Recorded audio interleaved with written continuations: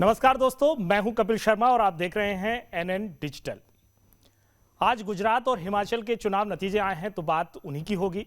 गुजरात में बीजेपी को, माफ कीजिए, मोदी जी को प्रचंड जीत मिली है। जी हां, ये जीत मोदी की है और मोदी की ही है। 182 में से 158 के आसपास सीट जीतकर 47 साल पहले सबसे ज्यादा सीटों के साथ सरकार बनाने का माधव सिंह सोलंकी का रिकॉर्ड टूट गया है। तो इसका सेहरा मोदी के सिर ही बंधेगा, बीजेपी के सिर नहीं।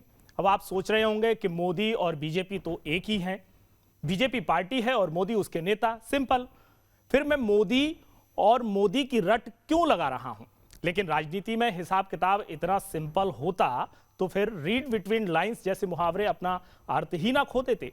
हिमाचल और गुजरात के नतीजों को समझने के लिए इनके बीच छुपे संदेशों को भी समझना और बूझना पड़ेगा कि मोदी कैसे जीतते हैं, कैसे फैसले लेते हैं और सफाई से गलत फैसलों को सुधार भी लेते हैं। चलिए अब आपको पिछले साल की 11 सितंबर की एक घटना बताता हूं। आपको भी पता होगी लेकिन फिर से बताता हूं। सुबह का वक्त था, 11 सितंबर की तारीख थी। गुजरात के अहमदाबाद में किसी गर्ल्स हॉस्टल की आधारशिला रखी जा रही थी। इस कार्यक्रम में गुजरात के तत्कालीन सीएम विजय रूपानी मौजूद थे और साथ में वीडियो कॉन्फ्रेंसिंग के जरिए जुड़े थे देश के प्रधानमंत्री और गुजरात के पूर्व सीएम नरेंद्र मोदी। रूपानी जी ने भाषण दिया इस कार्यक्रम में। मोदी ने भी वर्चुअली इस कार्यक्रम को संबोधित किया। कार्यक्रम खत्म हुआ, सारे लोग अपने घर या दफ्तर, उन्हें जहां जाना था चले गए। जैसे हम किसी कार्यक्रम में शामिल होते हैं और उसके बाद आप और हम अपने अपने गंतव्य की ओर चले जाते हैं, यानी सब कुछ सामान्य था। लेकिन गुजरात के तत्कालीन सीएम विजय रूपानी राजभवन की तरफ गए क्योंकि उनके लिए कुछ सामान्य नहीं था। वहां राज्यपाल से मुलाकात की और अपना इस्तीफा उन्हें दे दिया। बाहर आए और मीडिया में भी घोषणा कर दी थी कि उन्होंने गुजरात के सीएम पद से इस्तीफा दिया है। अगले ही दिन दिल्ली से पार्टी के ऑब्जर्वर्स गुजरात जाते हैं और भूपेंद्र पटेल विधायक दल की बैठक में सीएम के लिए चुन लिए जाते हैं। जब भूपेंद्र पटेल को सीएम बनाने की भूमिका बनाई जा रही थी तब पता है आप वो क्या कर रहे थे? अपने विधानसभा क्षेत्र के किसी हिस्से की सड़क के किनारे पौधारोपण कर रहे थे। यह सब 24 घंटे के भीतर ऐसे घटा कि कुछ हुआ ही ना हो, क्योंकि मोदी है तो यह भी मुमकिन है। अब समझिए कि एक साल पहले एक ऐसे नेता को जिसके चेहरे को देश तो छोड़िए गुजरात में ही कम लोग जानते थे, गुजरात का मुख्यमंत्री बनाया गया चुनाव के 14 महीने पहले।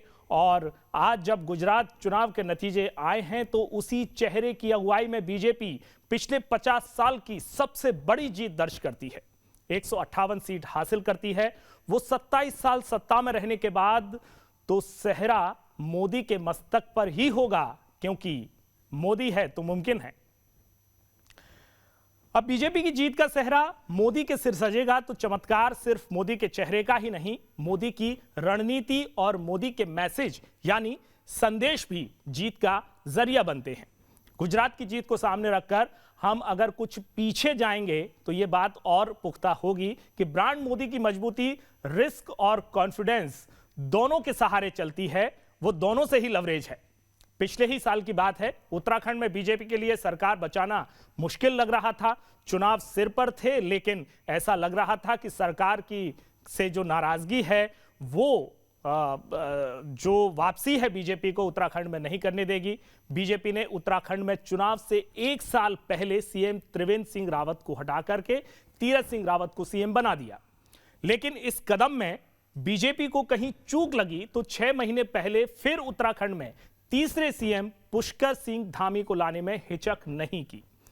यही ब्रांड मोदी का कॉन्फिडेंस है। नतीजा हुआ कि एग्जिट पोल तक फंसे उत्तराखंड चुनाव को बीजेपी ने आसानी से जीत लिया। मतलब कि जो चुनाव आसान नहीं लग रहा था, जो फंसा हुआ लग रहा था, उसको भी 3-3 सीएम बदलने के बाद भी बीजेपी आसानी से जीत लेती है। लेकिन बात यह भी है कि मोदी का मैजिक है, मोदी का मंत्र है और मोदी का चेहरा है, तब बीजेपी के विजय रथ हिमालय पर क्यों नहीं चढ़ पाए? क्यों बीजेपी की विक्ट्री मशीन हिमाचल में हाँफ गई? तो गुजरात की जीत के साथ बात हिमाचल की हार की भी होगी। गुजरात में जीत का सेहरा मोदी के सिर, तो फिर हिमाचल की हार का ठीकरा मोदी के माथे पर क्यों नहीं? ये बहुत सारे लोग सवाल पूछ रहे हैं, बहुत सारे लोगों के जहन में भी ये सवाल है, मीडिया में भी ये सारी बातें हैं, लेकिन ये आरोप लगते हैं कि मोदी मोदी के जो नारों के पीछे ये सारी बातें छुप जाती हैं। लेकिन हम आपको एक एक विश्लेषण बताएंगे कि जीत का सेहरा मोदी के सिर सजता है तो हार का ठीकरा मोदी के माथे क्यों नहीं फूटना चाहिए? पिछले साल उपचुनाव में जनता ने सरकार से नाराजगी का संदेश दे दिया था हिमाचल में, और सीएम जयराम ठाकुर अपने ही इलाके में चुनौती का सामना कर रहे हैं। उन्हें जबरदस्त चुनौती मिली थी, लेकिन हिमाचल की सियासी परिस्थितियों में मोदी बदलाव का फैसला नहीं ले पाए। बीजेपी के राष्ट्रीय अध्यक्ष जेपी नड्डा के गृह राज्य में सीएम का चेहरा नहीं बदल पाए मोदी, और शायद हिमाचल का हर चुनाव में सरकार बदलने का रिवाज भी इसलिए नहीं बदल पाए मोदी। इसके पहले झारखंड में भी 2019 में सीएम का चेहरा नहीं बदला था और बीजेपी को राज्य गंवाना पड़ा था। हरियाणा में भी बिना चेहरा बदले जीत से दूर रही थी बीजेपी, भले ही यहां दूसरी पार्टी के विधायकों की मदद से सरकार बन गई हो। मतलब हरियाणा में बीजेपी मनोहर लाल खट्टर की अगुवाई में ही चुनाव लड़ी थी और बहुमत से कुछ पहले ही अटक गई थी। मतलब स्पष्ट बहुमत नहीं मिला था, वो तो दुष्यंत चौटाला के साथ मिलकर के सरकार बना ली थी। लेकिन इसका मतलब क्या है? इसका मतलब है कि जहां जहां मोदी कड़े फैसले ले पाए, राज्यों में चेहरे बदल पाए, वहां बीजेपी बेहतर कर पाई, सरकार बना पाई और मौजूदा सरकार को बचा भी पाई। क्या आगे आने वाले राज्यों के चुनाव में भी ऐसा होगा? इसके बीच की लाइनों को पढ़ने, मतलब रीड बिटवीन लाइंस का सिलसिला गुजरात और हिमाचल की चुनावी चकल्लस के बाद किसी दिन फुर्सत में छेड़ेंगे। अभी फिर से गुजरात की रिकॉर्ड तोड़ जीत पर लौटते हैं। अब गुजरात में प्रचंड जनादेश के मायने हैं कि चेहरा सिर्फ मोदी का हो तो जीत की गारंटी है, रणनीति मोदी की हो तो जीत का भरोसा भी है। क्योंकि गुजरात में लड़ाई इस बार शुरुआत से जीतने या सरकार बनाने की नहीं थी, बल्कि इस बार तो उस नए रिकॉर्ड को कायम करने की थी जिसे अपने सीएम रहते मोदी पूरा नहीं कर पाए थे। और यह मलाल कहीं ना कहीं मोदी के मन में था, यह जरूर दिख रहा था। लोग सोच रहे थे, जो राजनीति के जानकार हैं वो विश्लेषण कर रहे थे कि 27 साल की एंटी इनकम्बेंसी में बीजेपी अपनी सरकार बचाने के लिए लड़ रही थी, लेकिन मोदी के मन में कुछ और था, जो अब नतीजों के बाद जिस तरह के नतीजे आए हैं उसमें हम महसूस कर सकते हैं। क्योंकि इस बार वो जो सिलसिला है, जो मोदी के मन में मनाल था कि वो 145 सीट जीतने का रिकॉर्ड माधव सिंह सोलंकी के नाम था, उसको नहीं कर पाए थे। इस बार वो टूट गया। कांग्रेसी सीएम माधव सिंह सोलंकी 145 सीटों के साथ जीते थे।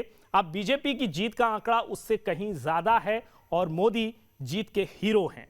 भले ही अगुवाई में भूपेंद्र पटेल की ये चुनाव लड़ा गया, सीएम का चेहरा वही थे, एक साल पहले उनको सीएम बनाया गया था, लेकिन ये सब जानते हैं कि ये चुनाव मोदी के नाम पर लड़ा है। कैंपेन में भी हमने इस बात को देखा था कि मोदी ने किस तरह से कांग्रेस पर यह आरोप लगाया था कि कांग्रेस के नेता उन्हें गाली देते हैं, कांग्रेस के नेता उन्हें रावण कहते हैं। वो एक गुजराती हैं और गुजराती जो सीएम के बाद पीएम बना है, एक चाय बेचने वाला पीएम बना है, उसे गाली दी है। तो वो इसे गुजराती अस्मिता, गुजराती प्राइड का मुद्दा बनाते हैं। और इसलिए हम ये कह रहे हैं कि ये चुनाव जो है भूपेंद्र पटेल नहीं, मोदी के नाम पर, मोदी चेहरा इसमें सामने था और उन्हीं के चेहरे को सामने लग कर के ये चुनाव लड़ा गया था, जिससे इतनी प्रचंड जीत मिली है। इसे समझने के लिए गुजरात चुनाव में बीजेपी की कैंपेन रणनीति को भी समझना पड़ेगा कि कैसे उसने सिर्फ सरकार बचाने के लिए नहीं, बल्कि इस रिकॉर्ड को तोड़ने के लिए, जो कि मोदी की एक महत्वाकांक्षा थी, मोदी का एक मिशन था, मोदी के मन का एक मलाल था। कांग्रेस पहले ही बैकफुट पर थी, इस बार कहीं लड़ते हुए दिख भी नहीं रही थी। कोई बड़ा नेता वहां पर इस तरह से नहीं था जो उस कैंपेन को लीड कर रहा हो, लेकिन उसका वोट बैंक फिर भी मौजूद था और यह बात बीजेपी, मोदी अच्छी तरह से जानते थे। दूसरी तरफ बीजेपी के लिए सत्ता विरोधी फैक्टर भी था, इसलिए डर यह भी था कि उस वोट बैंक के साथ अगर जो सत्ता विरोधी वोट हैं वो मिल गए, तब ऐसे में उस रिकॉर्ड को हासिल कर पाना मुमकिन नहीं होगा। जीत की उम्मीद तो बीजेपी के नेता कर रहे थे, लेकिन ऐसी जीत की उम्मीद तो की जा सकती थी, प्रचंड जनादेश की नहीं। इसलिए जानबूझ करके बीजेपी ने बयानों और सरकारी एक्शन समझ रहे हैं ना, ईडी, सीबीआई, तमाम तरह की जिस तरह से पॉलिटिकल सर्कल में आरोप प्रत्यारोप चलते हैं, चर्चाएं चलती हैं, तो सरकारी एक्शन से आम आदमी पार्टी की गुजरात में मौजूदगी को हवा दी गई। ये जानबूझ करके किया गया। केजरीवाल दम ठोक ही रहे थे, उनकी पार्टी पर बीजेपी की तरफ से हुए हमलों ने उन्हें और प्रासंगिक बना दिया। दिल्ली में शराब घोटाले में मनीष सिसोदिया पर शिकंजा कसा गया और इससे जुड़े तमाम लोगों की गिरफ्तारियों ने आपको गुजरात के मुकाबले में फ्रंट पर ला दिया। उनकी मीडिया में चर्चा हो रही थी, आम लोगों में चर्चा हो रही थी, और जैसा कि आम आदमी पार्टी की कैंपेन का हिस्सा होता है कि इस चीज को भी उन्होंने जबरदस्त तरीके से भुनाने की कोशिश की। लेकिन जैसे ही कैंपेन अपने चरम पर पहुंचता है, अमित शाह और मोदी के बयानों में फर्क आता है। अमित शाह और मोदी के बयानों की रणनीति बदल जाती है। अमित शाह और मोदी के बयानों में कांग्रेस का जिक्र आने लगता है। इस रणनीति से फायदा यह हुआ कि बीजेपी के विरोधी वोट एक जगह इकट्ठा होने के बजाय कांग्रेस और केजरीवाल के बीच बंट गए। बस यही तो मोदी की रणनीति थी, जिसके जरिए उन्होंने वो हासिल कर लिया जो वो अपने सीएम रहते हासिल नहीं कर पाए थे। तो ये पूरा जो गुजरात चुनाव है, हिमाचल का चुनाव है, इसमें बहुत सारे संदेश छुपे हुए हैं। सिर्फ जीत की बात नहीं थी, मोदी के मन में इस बार कुछ और था। हालांकि हिमाचल की हार का मलाल जरूर होगा और शायद रणनीति में यह सोचा भी जा रहा होगा, समीक्षा में सोचा भी जाएगा कि क्या वहां नेतृत्व परिवर्तन इसका इलाज था, ताकि एंटी इनकम्बेंसी जो कि दिख भी रही थी उसको कमजोर किया जा सकता था, या जो वहां पर बगावत थी, अंदरूनी गुटबाजी थी, उसको हल किया जा सकता था, या फिर फोकस सिर्फ गुजरात पर ही था। तो आज के एनालिसिस में हम इतना ही बात करेंगे। इसके बाद एक बार फिर मैं आऊंगा और एक नए विषय, नए विश्लेषण के साथ फिर बात करेंगे। नमस्ते।